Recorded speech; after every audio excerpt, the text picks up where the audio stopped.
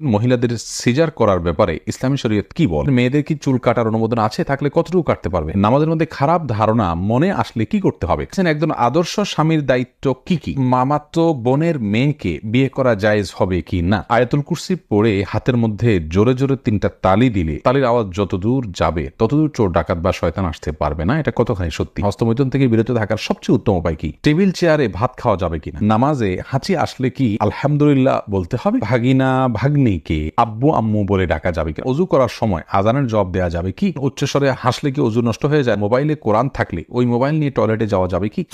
মেহেদী হাসান জানতে চেয়েছেন, নামাজে হাঁচি আসলে কি আলহামদুলিল্লাহ বলতে হবে? ভাই মেহেদী হাসান, নামাজে যদি হাঁচি আসে তাহলে সেক্ষেত্রে আমাদের কোনো কিছু বলতে হবে না, কারণ আলহামদুলিল্লাহ বলা, ইরহামুকাল্লাহ বলা এগুলো সালাতের বাইরের জন্য প্রযোজ্য।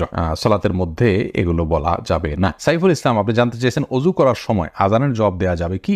অজু করার সময় আজানের জবাব দেওয়া যাবে যদি আপনি অজুর ফাঁকে ফাঁকে দিয়ে ফেলতে পারেন, কোনো অসুবিধা না থাকে, পানি অপচয় না হয়, ফাঁকে ফাঁকে দিয়ে ফেলতে পারেন। অজুর সময় তো বিশেষ কোনো দোয়া নাই, অতএব মুখে আপনি সে আমলটা করতেই পারেন। অজুর হাত ধোয়ার সময় এক দোয়া, মুখ ধোয়ার সময় এক দোয়া, পাও ধোয়ার সময়, মাথা মাসা করার সময় এক দোয়া, এরকম বিভিন্ন দোয়ার কথা আমরা জানি, সেগুলো বিশুদ্ধ হাদিস দ্বারাই প্রমাণিত নয়, যার কারণে অজুর ফাঁকে ফাঁকে আপনি আজানের জবাব দিতে পারবেন। মোস্তফা সাগর, আপনি জানতে চেয়েছেন মোবাইলে কোরআন থাকলে ওই মোবাইল নিয়ে টয়লেটে যাওয়া যাবে কি? যাবে।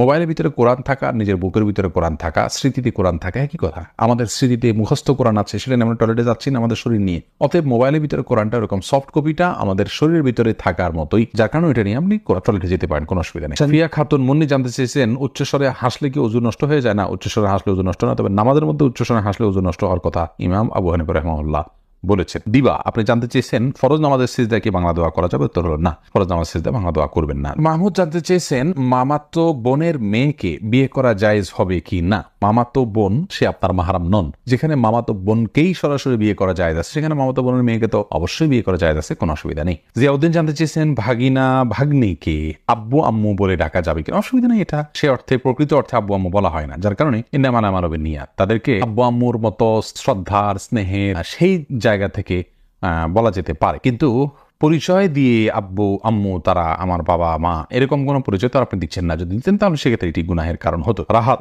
নাম দেখা যাচ্ছে, এই নাম থেকে আমি যে প্রশ্নটি দেখতে পাচ্ছি সেটা হলো টেবিল চেয়ারে ভাত খাওয়া যাবে কিনা? উত্তর হলো যাবে, তবে রাসূল করিম সাল্লাল্লাহু আলাইহি ওয়াসাল্লাম সম্পর্কে হাদিসে বর্ণিত হয়েছে, মা আকালা নবী সাল্লাল্লাহু আলাইহি ওয়াসাল্লাম আল খিওয়ান কাত্তু, তিনি কখনো খেওয়ানের উপরে খান নাই। খেওয়ানের ব্যাখ্যা অনেকে বলেছেন টেবিল চেয়ার, যার কারণে এটা অ্যাভয়েড করা, বিশেষ করে হেলান দিয়ে তিনি কখনো খাননি, এরকম একটি বর্ণনা পাওয়া যায়। তো যার কারণে হেলান দিয়ে খাবেন না, যদি চেয়ারে বসেনও খুব আয়েশ করে আয়েশি ভঙ্গিতে খাবেন না, এটুকু খেয়াল করা জরুরি। বাকি এটা খেলে যে গুনাহ হয়ে যাবে ব্যাপারটি সেরকম নয়। আব্দুল্লাহ আল জাবির, আপনি জানতে চাইছেন হস্তমৈথুন থেকে বিরত থাকার সবচেয়ে উত্তম উপায় কি? সবচেয়ে উত্তম উপায় হলো নির্জনতা পরিহার করা, কারণ নির্জনতা ছাড়া হস্তমৈথুন হয় না।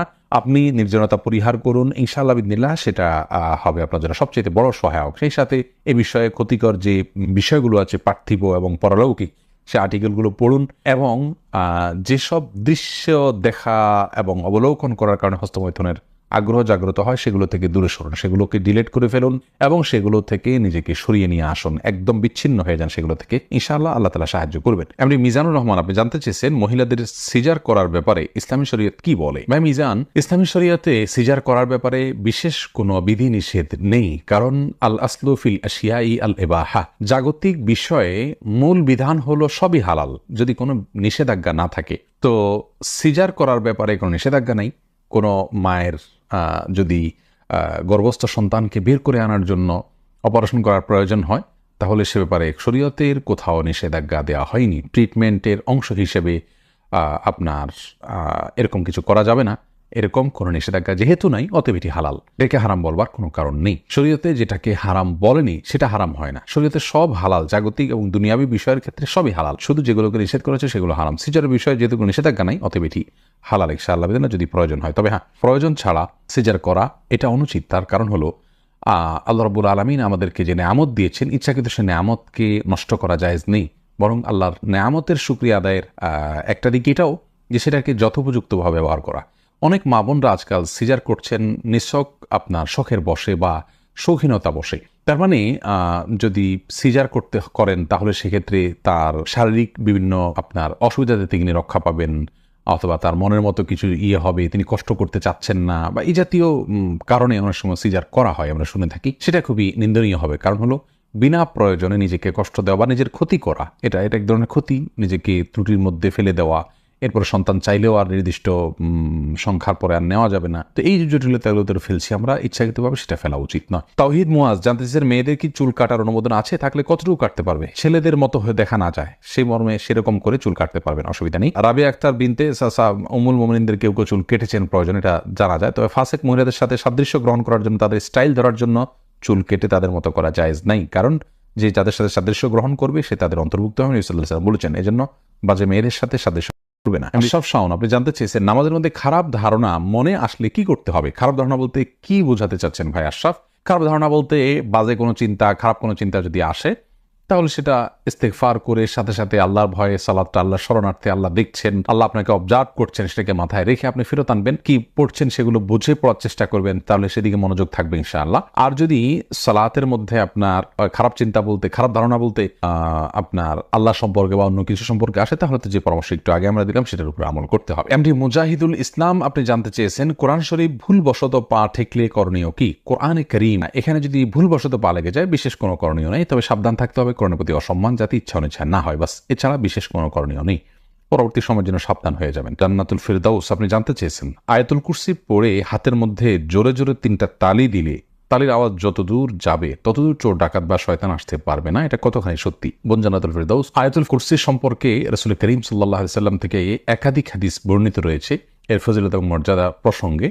তার একটি মর্যাদার বিষয় এও যে যেই বাসায়, যে ভবনে বা যে বাড়িতে বা যে জায়গায় বসে আয়াতুল কুরসি রাতের বেলায় তেলাওয়াত করা হয়, সেখানে আল্লাহ রাব্বুল আলামিন চুরি দাড়ি এগুলো থেকে তাদেরকে হেফাজতে রাখেন। অতএব আয়াতুল কুরসির এটি একটি ফজিলত বিশুদ্ধভাবে প্রমাণিত যে সেখানে আয়াতুল কুরসি পাঠ করলে আর চুরি হবে না ওই রাতে। কিন্তু এর মানে এই নয় যে, যেমনটা আপনি বলেছেন যে 3বার তালি দিতে হবে, তারপর তারের আওয়াজ যতদূর যাবে ততদূর আপনার প্রোটেকশনে চলে আসবে, এরকম কোনো কথা কোনো বিশুদ্ধ হাদিসে বর্ণিত হয়েছে বলে আমাদের জানা নেই। রেজাউন আহমেদ শুভ আপনি জানতে চেয়েছেন, একজন আদর্শ স্বামীর দায়িত্ব কি কি? একজন আদর্শ স্বামীর দায়িত্ব হলো তার স্ত্রীর শারীরিক চাহিদা পূরণ করা, তার স্ত্রীর আর্থিক চাহিদা অর্থাৎ ভরণ পোষণ এগুলোর ব্যবস্থা করা, তার সাথে সুন্দর আচরণ করা। আল্লাহ বলেছেন, ওয়া আশিরুহুন্না বিল মারুফ, তোমরা স্ত্রীদের সঙ্গে যথাযথভাবে বসবাস করবে, সামাজিক যে তাদের মর্যাদা আছে সেটাকে লক্ষ্য করে বসবাস করবে, গালমন্দ করবে না, অযথা তাকে কষ্ট দিবে না এবং অযথা প্রহার করবে না এবং তার প্রতি অসম্মান অশ্রদ্ধা এরকম কোনো কিছু করবে না, যথাসম্ভব তার কাজে হেল্প করবে। রাসূল করিম সাল্লাল্লাহু আলাইহি ওয়াসাল্লাম স্ত্রীর কাজে হেল্প করতেন, মন খারাপ হলে তাকে সময় দেওয়া, এগুলো সবগুলো আদর্শ স্বামীর দায়িত্ব।